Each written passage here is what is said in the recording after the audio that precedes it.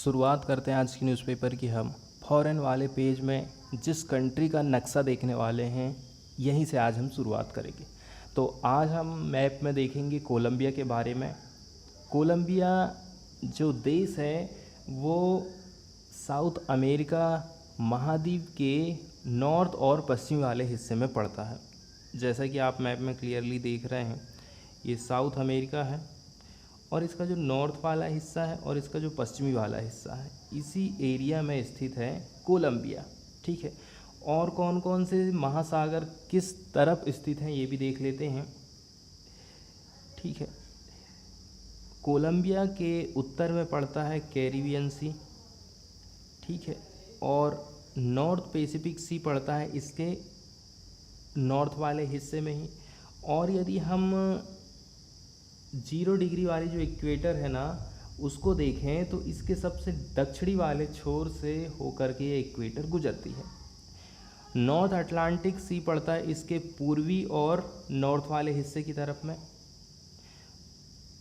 और यदि हम पैसिफिक ओशियन की बात करें तो पैसिफिक ओशियन इसके पड़ता है निचले वाले मतलब दक्षिणी वाले हिस्से में और पश्चिमी वाला जो तट है उस तरफ। यदि हम साउथ अटलांटिक ओशियन की बात करें तो दक्षिण वाले हिस्से में ही और इसका जो पूर्वी तट है कहना चाहिए उस साइड में साउथ अटलांटिक ओशियन स्थित है।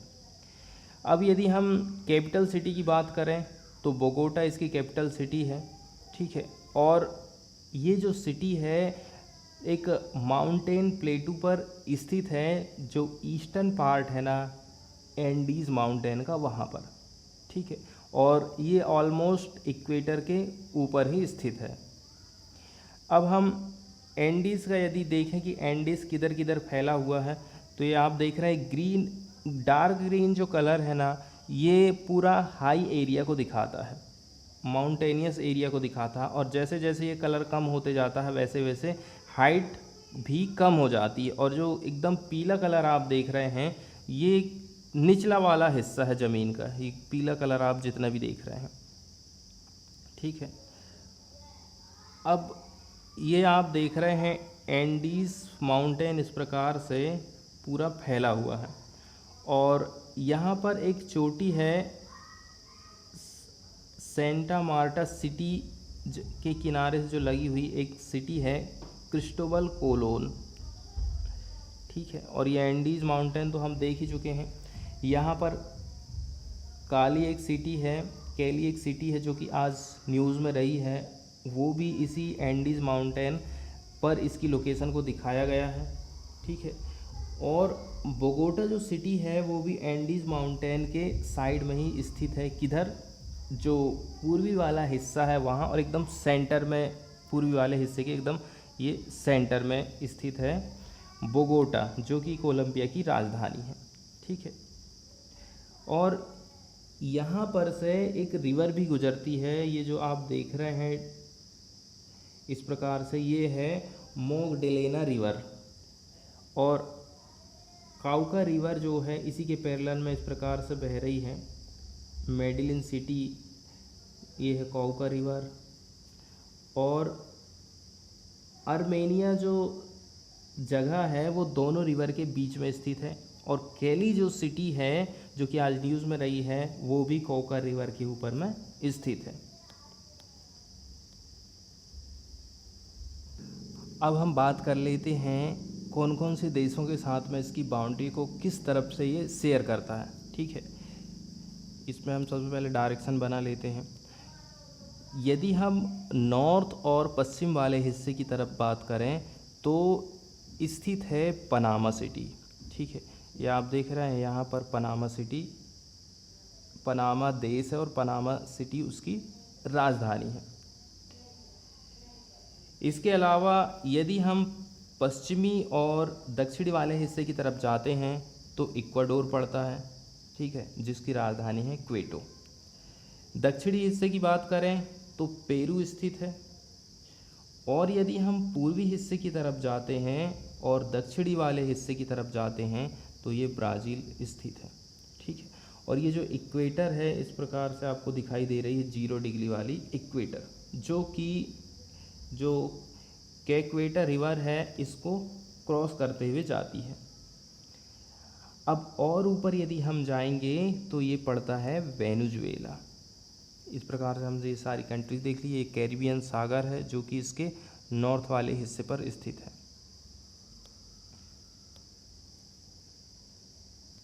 और सबसे मेन बात यह है कि ये जो अमेजन रिवर आप देख रहे हैं ना, सबसे इसके साउथ वाले हिस्से में इस प्रकार से बिल्कुल इसको थोड़े से हिस्से को इस प्रकार से टच करते हुए जा रही है ब्राज़ील की तरफ। और जो लेटिका सिटी है एकदम बाउंड्री में बना हुआ है पेरू के। अब हम बात कर लेते हैं एंडीज़ पर्वतमाला की। देखिए जो एंडीज़ पर्वतमाला है ये स्थित है कोलंबिया के वेस्टर्न पार्ट वाले हिस्से में। इसको हम 3 ब्रांच में बांट सकते हैं, ठीक है। एक हो गई बीच वाली रेंज, दूसरी हो गई ईस्ट में जो स्थित है वो, और तीसरी जो रेंज है वो है वेस्टर्न रेंज, ठीक है। इस प्रकार से ईस्ट ये पूर्वी तरफ की हो गई, ये पश्चिमी तरफ की हो गई, और एक है बिल्कुल बीचों बीच वाली जिसको हम कहते हैं सेंट्रल रेंज के नाम से जाना जाता है।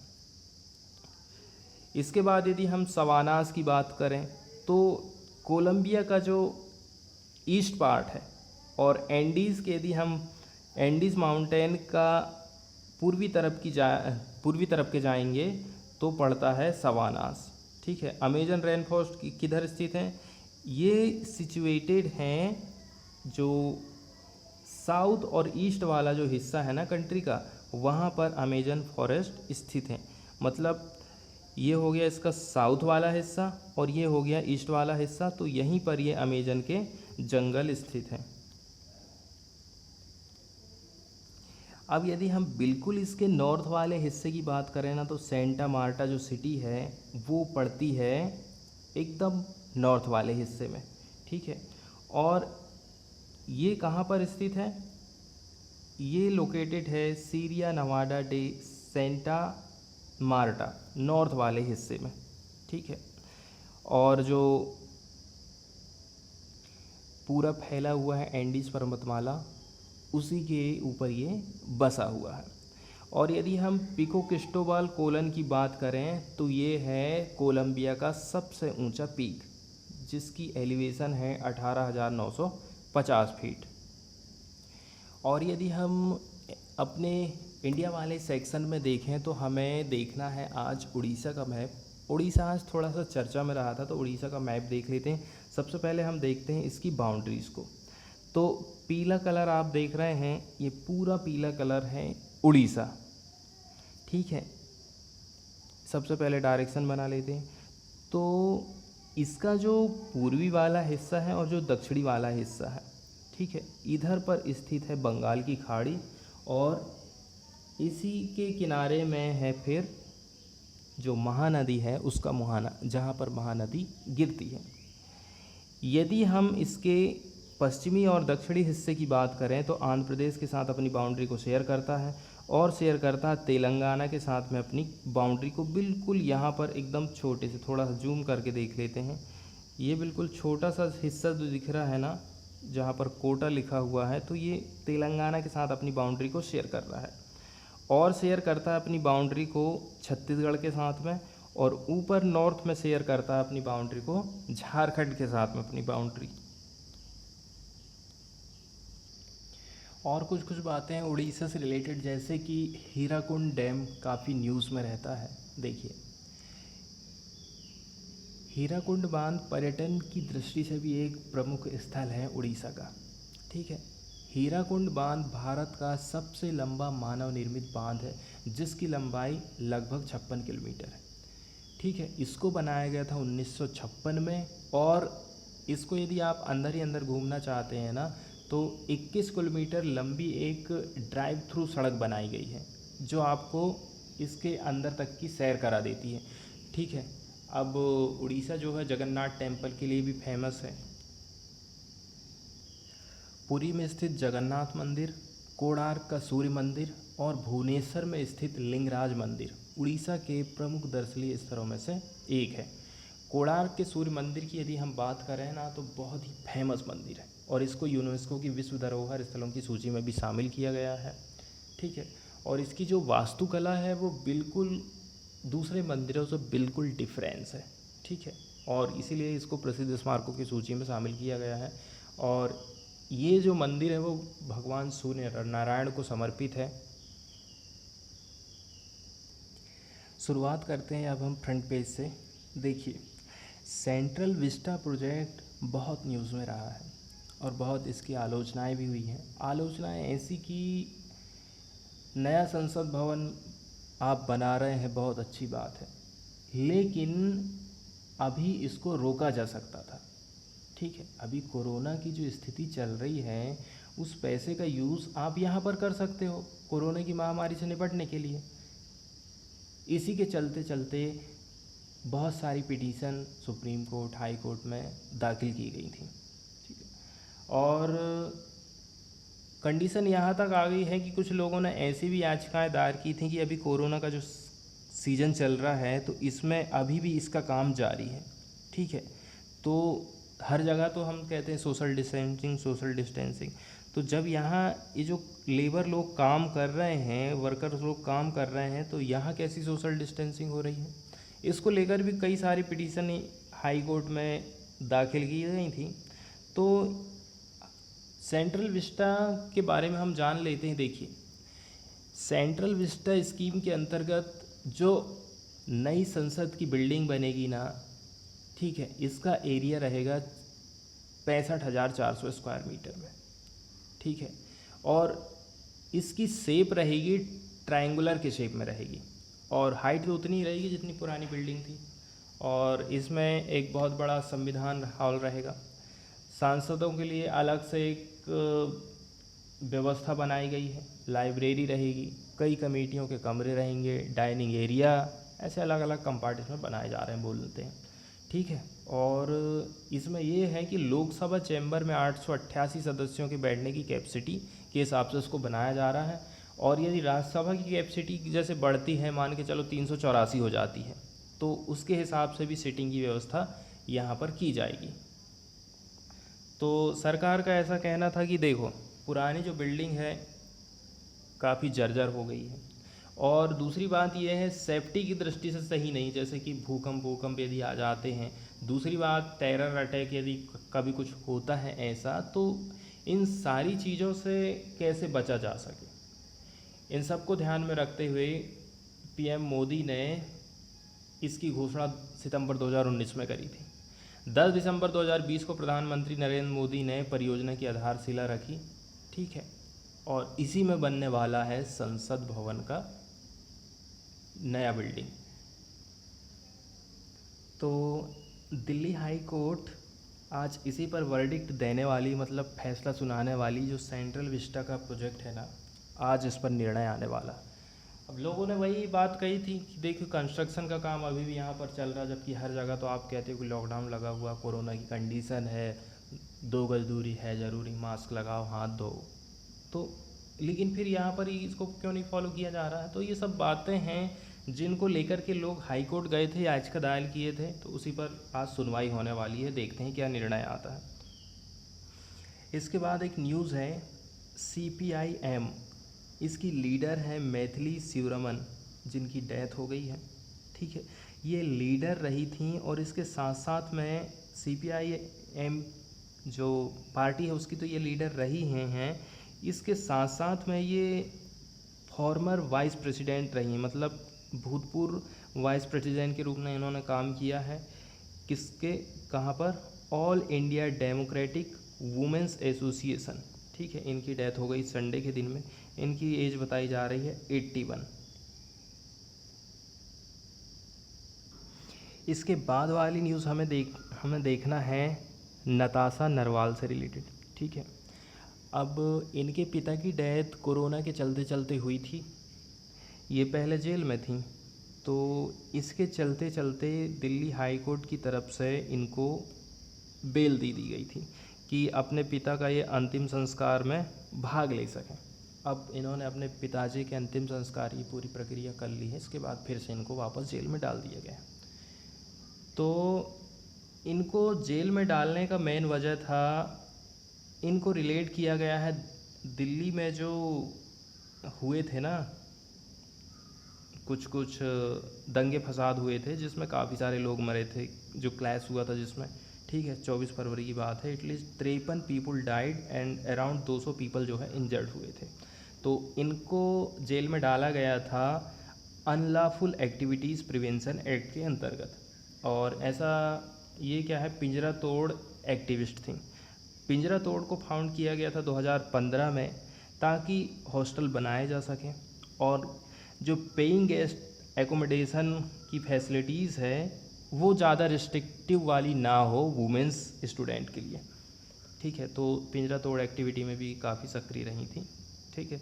जवाहरलाल नेहरू यूनिवर्सिटी की ये स्टूडेंट है नताशा नरवाल। तो अब हम जान लेते हैं अनलॉफुल एक्टिविटी प्रिवेंशन एक्ट, जिसको शॉर्टकट में UAPA भी कहा जाता है। भारतीय संसद ने इसको 1967 में 1967 में गैर कानूनी गतिविधि को रोकने वाला अधिनियम बनाया। बाद में 2004, 2008, 2012 और 2019 में इसमें संशोधन करेगा, लेकिन सबसे बड़ा जो संशोधन था ना वो 2019 में किया गया, ठीक है। इसके बाद इसकी बहुत ज़्यादा आलोचनाएं हुई। विपक्षी दल, मानव अधिकार कार्यकर्ता इसको लोकतंत्र विरोधी बताते हैं, प्रजातंत्र विरोधी बताते हैं, ठीक है, क्योंकि इसका यूज़ करके सरकार अपने खिलाफ आवाज़ उठाने वालों को दबा सकती है, ठीक है। लेकिन गवर्नमेंट का ऐसा कहना है, देखो आतंकवाद से हमको निपटना है, देश की एकजुटता बनाए रखना है, हमारी अखंडता को मजबूत देना है, इसलिए हमने ये कानून में इतना बड़ा संशोधन किए हैं। इसमें एक नया संशोधन ये अच्छा किया गया था कि इस कानून के तहत सरकार किसी संगठन या संस्थाओं को तो आतंकवादी संगठन घोषित करती ही थी, अब पार्टिकुलर किसी व्यक्ति को भी बोल सकती है कि तुम आतंकवादी, ऐसा घोषित कर सकती है। देखिए, सरकार चाहती तो ज़रूर है कि वैक्सीनेशन का जो प्रोग्राम है बिल्कुल लास्ट पॉइंट तक पहुंच जाए और सब तक पहुंचाना भी चाहिए सरकार को, लेकिन दिक्कत ये है कि वैक्सीन को लेकर के जो लोगों का माइंडसेट बना हुआ है वो अभी तक चेंज नहीं हो पाया। वैक्सीन लगाने से रक्त का थक्का जम जाएगा, कुछ लोग कहते हैं कि वैक्सीन लगाने से नपुंसकता आ जाती है, ठीक है, और कई लोग कहते हैं कि तबीयत ख़राब हो जा रही है। ऐसे बहुत सारे रीज़न देते हैं जिसके चलते चलते क्या है, लोग वैक्सीन नहीं लगवा रहे हैं। तो यही एक एग्जांपल यहाँ पर आया है उत्तराखंड से। उत्तराखंड का एक ट्राइबल विलेज है, ठीक है, जहाँ पूरा गांव का गांव पूरा खाली हो गया। जब हेल्थ वर्कर गए वैक्सीन लगाने के लिए तो पूरा वो जंगल में भाग गए। लेकिन हमारे लिए यहाँ पर इम्पोर्टेंट है जनजाति का नाम, कौन सी जनजाति है और ये उत्तराखंड में पाई जाती है तो कहाँ पर पाई जाती है, ठीक है, ठीक है। ये गांव का नाम यहाँ पर बताया गया है, कुता चौरानी विलेज है। यहाँ पर रहते हैं बनरावत जनजाति के लोग, जो कि इंडेंजर्ड ट्राइब्स की कैटेगरी में आती है, ठीक है। मतलब ये वही लोग हैं जिनकी संख्या बहुत सीमित है और इनकी संस्कृति को, इनकी कल्चर को सेव करना बहुत ज़्यादा ज़रूरी है, ठीक है, नहीं तो धीरे धीरे धीरे धीरे ये इनकी भी संख्या और भी ज़्यादा कम होते जाएगी। तो ये हमें बनरावत ट्राइब्स का नाम याद रखना है और ये कहाँ पर पाई जाती है, उत्तराखंड में पाई जाती है और इंडेंजर्ड के अंतर्गत शामिल है। दूसरी न्यूज़ यदि हम केरल से देखें तो एक टेम्पल है, ठीक है, पद्मनाभस्वामी टेम्पल केरल में स्थित है। यहाँ पर एक एलिफेंट है जो कि टेम्पल में रहता था। कहा जाता है कि ये राजा महाराजाओं के ज़माने का रहा होगा, तो इसकी डेथ हो गई है। तो ये टेम्पल है जिसका नाम हमें याद रखना है कि किस स्टेट में स्थित है। कभी कभी कुछ टेम्पल जो न्यूज़ में रहते हैं ना वो पूछ लिए जाते हैं। चलिए फॉरेन वाले पेज से कुछ न्यूज़ देख लेते हैं, ठीक है, चाइना की वाली ही न्यूज़ देख लेते हैं। तो चाइना का जो स्पेस स्टेशन प्लानिंग है ना, इसने अब जो है रफ्तार पकड़ ली है कार्गो डॉकिंग के साथ साथ में, ठीक है। और इसने प्लान भी बनाया है कि कम से कम 2 मानव युक्त मिशन को हमको अंतरिक्ष में भेजने का प्लानिंग है इस साल में, ऐसा इनका कहना। ठीक है, चाइना ने एक और कदम आगे बढ़ा लिया है। ठीक है, उसका जो कंस्ट्रक्शन का काम है, इसका पहला जो स्पेस स्टेशन है, स्पेस स्टेशन उसको कहते हैं, एक प्रकार से आप इसको कृत्रिम उपग्रह ही मान लो। स्पेस स्टेशन में लोग क्या है उसके अंदर रह सकते हैं, कुछ टाइम अंतरिक्ष में बिता सकते हैं, वही कहलाता है स्पेस स्टेशन। तो जो ठीक है, तियानझाओ 2 कार्गो स्पेस क्राफ्ट है, जिसको चाइना का जो मीडिया है वो कहता है the delivery guy for China space station. अब स्पेस स्टेशन में चीन अपने आदमियों को भेजेगा अंतरिक्ष में, तो उसके लिए सामान को एक जगह से लाना ले जाना या फिर डिलीवरी का काम करेगा, बोलते हैं ये तियानझाओ 2 कार्गो स्पेस क्राफ्ट, जिसको सैटरडे के दिन लॉन्ग मार्च 7 रॉकेट के माध्यम से हैनान का जो आइलैंड है यहाँ पर से इसको छोड़ा गया। तो अभी इसने जो भी लॉन्च किया है, ये जो लॉन्चिंग है 3rd लैंडमार्क है चाइना की, अपने स्पेस प्रोग्राम की बात करें इसी हफ्ते में। तो चाइना ने स्पेस क्राफ्ट को लैंडेड किया मार्स में 15 मई को, ठीक है, जो कि कैरी कर रहा था इसका पहला मार्स के रोवर को, जिसका नाम है झारूंग। तो ये रोवर यदि पूछा जाता है किस देश का है, तो हम बता सकते हैं चाइना का है। चाइना का एक और स्पेस क्राफ्ट है जिसका नाम है तियानझाओ 3। इसके बाद फिर अपने ये आदमियों को भेजेगा, कौन कौन से स्पेस मिशन, शैनझाओ 12 और शैनझाओ 13। ठीक है, ये जो दोनों मिशन हैं ये 3-3 आदमी को अपने यान में बिठा करके लेके जाएंगे और कई सारे महीने ये ऑर्बिट में बढ़िया रहने वाले। और शैनझाओ 12 को, ठीक है, यदि देखें तो मिड जून में ये लॉन्च कर देंगे। इसके बाद मैप हमने देखा था कोलंबिया का, तो उसी से रिलेटेड ये न्यूज़ आई है। कोलंबिया में हमने कैली सिटी भी देखा था कि कहाँ पर स्थित है। तो कैली जो सिटी है कोलंबिया की, वो 3rd लार्जेस्ट सिटी मानी जाती है। कोलंबिया की आर्मी ने थोड़ा नियम कानून सख्त कर दिया है, क्योंकि यहाँ पर एंटी गवर्नमेंट वाले जो प्रोटेस्ट हो रहे थे उसमें कम से भी कम 13 लोगों की जान चली गई है। ठीक है, यहाँ के जो प्रेसिडेंट हैं वो, उनका नाम देख लेते हैं, इवान डक, ये यहाँ के प्रेसिडेंट हैं और इन्हीं के विरोध में लोग प्रोटेस्ट कर रहे थे।